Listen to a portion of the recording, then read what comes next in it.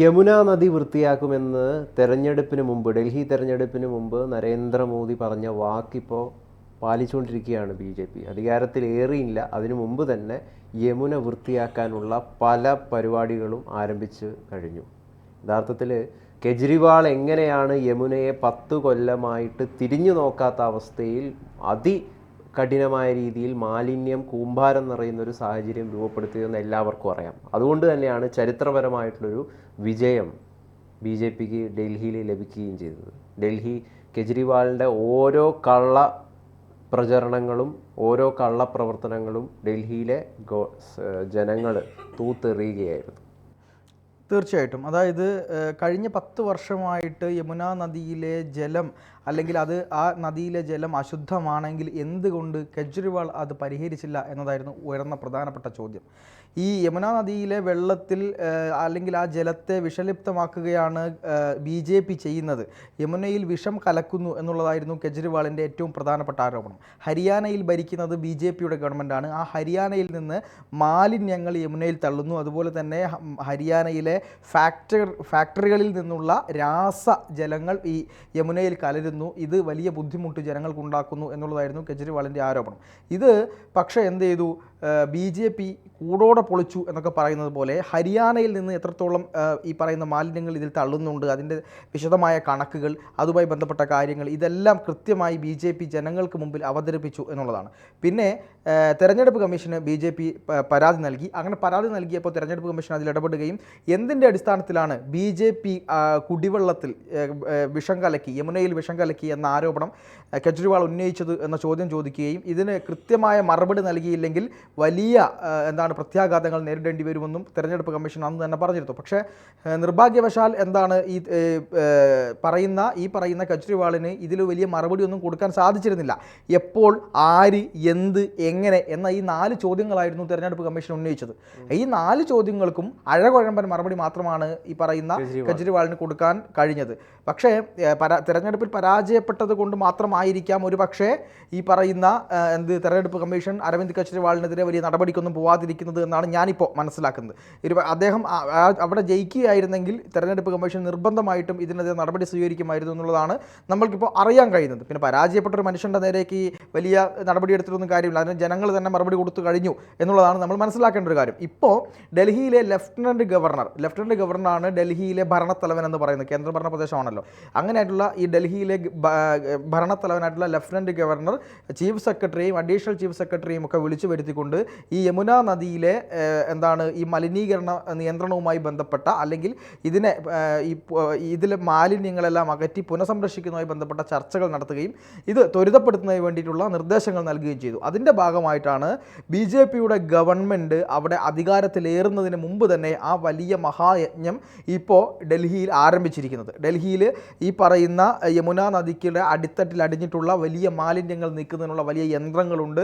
അതുപോലെ തന്നെ ഇവിടെ ഈ മറ്റുപകരണങ്ങളുണ്ട്, ശുദ്ധീകരിക്കുന്നതിനാവശ്യമായിട്ടുള്ള ഉപകരണങ്ങളുണ്ട്. ഇത്തരം ഉപകരണങ്ങളെല്ലാം കൂടെ ചേർത്തുകൊണ്ട് വലിയൊരു പ്രൊജക്റ്റ് തന്നെയാണ് യമുന നദിയിലെ ഈ ജലം ശുദ്ധീകരിക്കുന്നതുമായി ബന്ധപ്പെട്ട് ഇപ്പോൾ BJPയും അതുപോലെ തന്നെ ലഫ്റ്റനൻറ്റ് ഗവർണറും ഭരണ സംവിധാനങ്ങളും എല്ലാം കൂടെ ഡൽഹിയിൽ കാഴ്ചവെച്ചുകൊണ്ടിരിക്കുന്നത് എന്നാണ് നമുക്ക് പറയാനുള്ളത്. ഇതിൽ വേറൊരു കാര്യം എന്ന് പറയുന്നത്, ഇതിലെ ഏറ്റവും പ്രധാനപ്പെട്ട കാര്യം എന്ന് പറയുന്നത് ഇതിനകത്ത് ഉള്ള പ്ലാസ്റ്റിക് മാലിന്യങ്ങൾ വേറെ രീതിയിൽ വേർതിരിക്കുന്നു. അതുപോലെ തന്നെ അജൈവ മാലിന്യങ്ങൾ അത് വേറെ രീതിയിൽ വേർതിരിക്കുകയാണ്. ഇതിൽ എന്തെങ്കിലും തരത്തിലുള്ള രാസമാലിന്യങ്ങൾ കലർന്നിട്ടുണ്ടെങ്കിൽ ഏകദേശം 4000 ക്യൂബിക് ലിറ്റർ ജലം അവിടെ ശുദ്ധീകരിക്കുന്നതിന് ആവശ്യമായിട്ടുള്ള പ്ലാന്റ് അവിടെ ഉണ്ടായിരുന്നു.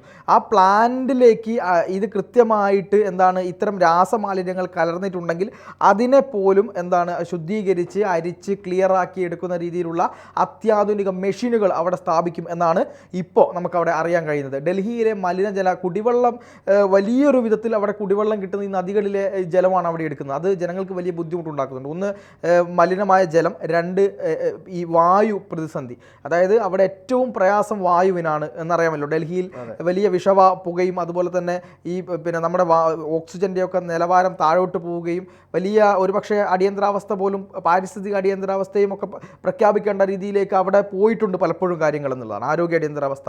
അപ്പോൾ അതുകൊണ്ട് അതിനെയൊക്കെ മറികടക്കുന്ന രീതിയിലേക്കുള്ള പദ്ധതികളാണ് ഇപ്പോൾ BJP അവിടെ ആവിഷ്കരിച്ചുകൊണ്ടിരിക്കുന്നത് ചതുർമുഖ പദ്ധതി എന്നാണ്. അതായത് ഇവിടെ ഈ യമുനയെ ക്ലിയർ ചെയ്യുക എന്ന നരേന്ദ്രമോദിയുടെ പ്രഖ്യാപനത്തിൻ്റെ ഫലപ്രാപ്തി കൃത്യമായി നരേന്ദ്രമോദി ഈ തെരഞ്ഞെടുപ്പിന് മുന്നിൽ പറഞ്ഞു, നിങ്ങളുടെ പ്രശ്നം യമുനയിലുള്ള ബുദ്ധിമുട്ടാണെങ്കിൽ BJP സർക്കാർ ഇവിടെ അധികാരത്തിൽ വന്നാൽ അത് കൃത്യമായി നടപ്പിലാക്കിയിരിക്കും, യമുനയെ ശുദ്ധീകരിക്കും. ആരാണ് പറയുന്നത് ഗംഗ ഒരു കാലഘട്ടത്തിൽ ഗംഗ എന്ന് പറയുന്ന പവിത്രമായ നദിയെ ഹിന്ദുവിൻ്റെ വിശ്വാസം അങ്ങ് അറ്റത്തോളം, അതായത് അവൻ്റെ ആത്മാവിനോളം പോയിരുന്ന ഒരു വിശ്വാസത്തെ കോൺഗ്രസിൻ്റെ ഗവൺമെൻറ് ഭരിക്കുന്ന സമയത്ത് ഒരു പട്ടിക്ക് സമമായി ഇട്ടിരുന്ന ഒരു സംഭവമാണ് ഗംഗയിലെ തീരങ്ങളും കാര്യങ്ങളും. അവിടെ മനുഷ്യ വിസർജനം കൊണ്ടും മറ്റ് പല പ്രശ്നങ്ങൾ കൊണ്ടും വിവിധ ഘട്ടുകളുണ്ട്, ഹരിശ്ചന്ദ്ര ഘട്ട്, അങ്ങനെ പല പല സ്നാനഘട്ടുകളുണ്ടായിരുന്നു. ഈ ഘട്ടുകളിലൊന്നും നമുക്ക് പോകാൻ പറ്റാത്ത അവസ്ഥയായിരുന്നു. പക്ഷേ വാരാണസിയിൽ നിന്ന് നരേന്ദ്രമോദി വിജയിച്ചതിന് ശേഷം ഇന്ന് ഗംഗയിലെ വിവിധ ഘട്ടുകളിൽ പോയി നിന്ന് കഴിഞ്ഞാൽ നമുക്ക് കാണാൻ കഴിയുന്നത് എന്താ? ഏറ്റവും ശുദ്ധമായ ജലം. അതെ, 1000-ലധികം ആളുകൾ അവിടെ വളരെ മനോഹരമായിട്ട് അവിടെ സ്നാനം ചെയ്യുന്ന ഒരു വലിയ കാഴ്ചയല്ലേ നമുക്ക് കാണാൻ വേണ്ടി സാധിക്കുന്നത്. അതിൻ്റെ പിന്നിലൊരു വലിയ കൊല്ലത്തെ ഒരു വലിയ പരിശ്രമമുണ്ട്. ഗംഗ വൃത്തിയാക്കാൻ വേണ്ടിയിട്ട് 2014 ശേഷം BJP സർക്കാർ പ്രത്യേക പദ്ധതി തന്നെ അതിനു വേണ്ടിയിട്ട് ആസൂത്രണം ചെയ്യുന്ന കാഴ്ചയാണ് നമ്മൾ കണ്ടത്. അതായത് രാജ്യത്തെ ഏറ്റവും പുരാതനമായിട്ടുള്ള പവിത്രമായിട്ട് ഹിന്ദുക്കളടക്കം വിശ്വസിക്കുന്ന ഒരുപാട് നദികളാണ് ഈ ഗംഗ, അതുപോലെ തന്നെ യമുന എന്നൊക്കെ പറയുന്നത്. അതിന് ഭാരതത്തിൻ്റെ തന്നെ, ഇന്ത്യയുടെ തന്നെ വലിയ പാരമ്പര്യത്തിൻ്റെ അത്രമാത്രം മഹനീയതയുണ്ട്. അപ്പോൾ അത് കോൺഗ്രസിൻ്റെ കാലത്ത് എത്രയോ കാലങ്ങളായിട്ട് വളരെ മോശപ്പെട്ട രീതിയിൽ അതിന് നൽകേണ്ട ഒരു പവിത്രതയോ അല്ലെങ്കിൽ അതിൻ്റെ ഒരു വിശിഷ്ടതയോ തിരിച്ചറിയാത്ത സർക്കാരായിരുന്നല്ലോ കോൺഗ്രസ് എന്ന് പറയുന്നത്. പ്രത്യേകിച്ചും ഭാരതത്തിൻ്റെ പാരമ്പര്യത്തെക്കുറിച്ചോ അതിൻ്റെ മഹനീയതയെക്കുറിച്ചോ യാതൊരു തരത്തിലുമുള്ള സങ്കല്പമോ അത് ഏത് രീതിയിൽ അതിനെ സംരക്ഷിക്കണമോ എന്ന് തുടങ്ങിയ നിലപാടുകളൊന്നും കോൺഗ്രസിനില്ല. അതുകൊണ്ട് തന്നെയാണ് അവരുടെ അധികാരത്തിൽ നിന്ന് അവരെ മാറ്റി നിർത്തപ്പെടുന്നത് എത്രയോ കാലങ്ങളായിട്ട്. അത് കൃത്യമായിട്ടും മനോഹരമായിട്ടും ചെയ്യുന്നതാണ് BJP സർക്കാർ എന്ന ബോധ്യം ജനങ്ങൾക്ക് മനസ്സിലായി. അത് തന്നെയാണ് ഈ ഗംഗ ശുദ്ധീകരണം, അതുപോലെ തന്നെ ഇപ്പം യമുന ശുദ്ധീകരണം തുടങ്ങിയ പ്രവൃത്തികളിൽ അവരെ ഏറ്റവും കൂടുതൽ പ്രാപ്തരാക്കുന്നതും അവർക്ക് ഏറ്റവും കൂടുതൽ അതിനോട് താല്പര്യം തോന്നാനുള്ള കാരണം എന്ന് പറയുന്നത് അവർ ഭാരതം എന്ന് പറയുന്ന ആ ഒരു രാഷ്ട്രത്തിനെ അത്രയധികം സ്നേഹിക്കുന്നുണ്ട്, അതിൻ്റെ പാരമ്പര്യത്തെ അത്രയധികം സ്നേഹിക്കുന്നുണ്ട് എന്നുള്ളത് കൊണ്ടാണ്.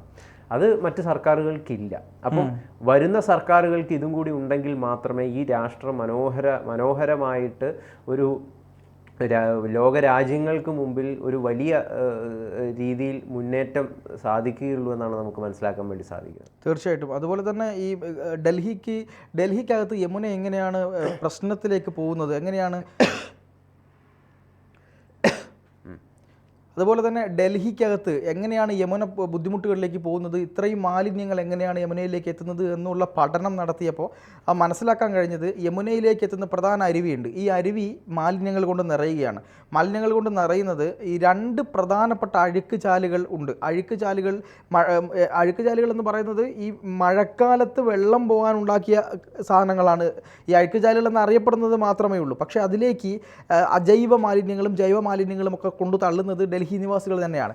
അപ്പോൾ ഇതിനെ നിയന്ത്രിക്കുന്നതിന് വേണ്ടി ഡൽഹി പരിസ്ഥിതി ബോർഡ്, മാലിന്യീകരണ നിയന്ത്രണ ബോർഡ് എന്നിവയ്ക്ക് കർശനമായ നിർദ്ദേശം നൽകിയിട്ടുണ്ട്. വലിയ ഫൈൻ ആ കാര്യത്തിൽ വീഴും എന്നുള്ള കാര്യത്തിൽ യാതൊരു സംശയവുമില്ല. പിന്നെ ഈ അഴുക്ക് ജലം പോകുന്ന സ്ഥലത്ത് വലിയ ഈ പറയുന്ന ഈ ശുദ്ധീകരിക്കുന്നതിനാവശ്യമായി തടഞ്ഞു നിർത്തുന്ന ഈ മാലിന്യങ്ങൾ തടഞ്ഞു നിർത്തുന്ന രീതിയിലുള്ള വലിയ സംവിധാനങ്ങൾ സ്ഥാപിക്കാനുള്ള തീരുമാനവും സർക്കാർ ഏറ്റെടുത്തിട്ടുണ്ട്. ഇത്രയും വലിയ കുറ്റങ്ങളൊക്കെ പറഞ്ഞ അരവിന്ദ് കെജ്രിവാൾ 10 വർഷമായിട്ടും ഈ യമുന ശുദ്ധീകരിക്കാൻ ഒരു അടി പോലും മുന്നോട്ട് നീങ്ങിയില്ല എന്നുള്ളതാണ്. അദ്ദേഹം ഇതിനെപ്പറ്റി പറഞ്ഞ് യമുനയിലെ വെള്ളം എന്ന് പറയുകയല്ലാതെ ജനങ്ങൾക്ക് നല്ല വെള്ളം കൊടുക്കാനുള്ള തീരുമാനം ഉണ്ടായിരുന്നില്ല. പക്ഷേ BJP അധികാരത്തിൽ ഏറുന്നതിന് മുമ്പ് തന്നെ BJP കൃത്യമായ പ്ലാനിങ്ങോടുകൂടി ഈ യമുനയെ ശുദ്ധീകരിക്കുമെന്ന് പറഞ്ഞ് ഗംഗയെ എങ്ങനെ ശുദ്ധീകരിച്ചോ അതുപോലെ തന്നെ ഈ യമുനയെ ശുദ്ധീകരിക്കാനുള്ള പ്ലാനിങ്ങുമായി BJP മുന്നോട്ട് പോകുന്നു. അതിന് ചതുർമുഖ പരിപാടി ഒരു മന്ത്രിസഭയുടെ പോലും പിന്തുണയില്ലാതെ ഒരു ലഫ്റ്റനന്റ് ഗവർണറുടെ നേതൃത്വത്തിൽ 4-5 ഉദ്യോഗസ്ഥർ ചേർന്ന് ഉണ്ടാക്കുന്നു എന്ന് പറയുമ്പോൾ അവിടെ നമുക്ക് കാണാൻ കഴിയുന്നതാണ് നരേന്ദ്രമോദിയുടെയും അതുപോലെ തന്നെ ഈ ഡൽഹിയിലെ BJPയുടെയും ലഫ്റ്റനന്റ് ഗവർണറുടെയും അതുപോലെ തന്നെ അവിടെയുള്ള ഈ പർവേഷ് വർമ്മ അടക്കമുള്ള ആളുകളുടെ നിലപാടിൻ്റെ കരുത്ത് എന്ന് പറയുന്നത് അവിടെ നമുക്ക് അനുഭവിച്ചറിയാൻ കഴിയും. എന്തായാലും ഡൽഹിയിലെ ജനങ്ങളോട് മോദി പറഞ്ഞിട്ടുള്ള വാക്കുകൾ, അവരോട് പറഞ്ഞിട്ടുള്ള കാര്യങ്ങൾ, അവർക്ക് നൽകിയിട്ടുള്ള വാഗ്ദാനങ്ങൾ ഇതെല്ലാം പാലിക്കുമെന്നതിൻ്റെ ഉത്തമമായ തെളിവാണ് ഈ യമുന ശുദ്ധീകരണത്തോടു കൂടി ആരംഭം കുറിക്കുന്നതെന്ന് നമുക്ക് പറയാം. തീർച്ചയായിട്ടും.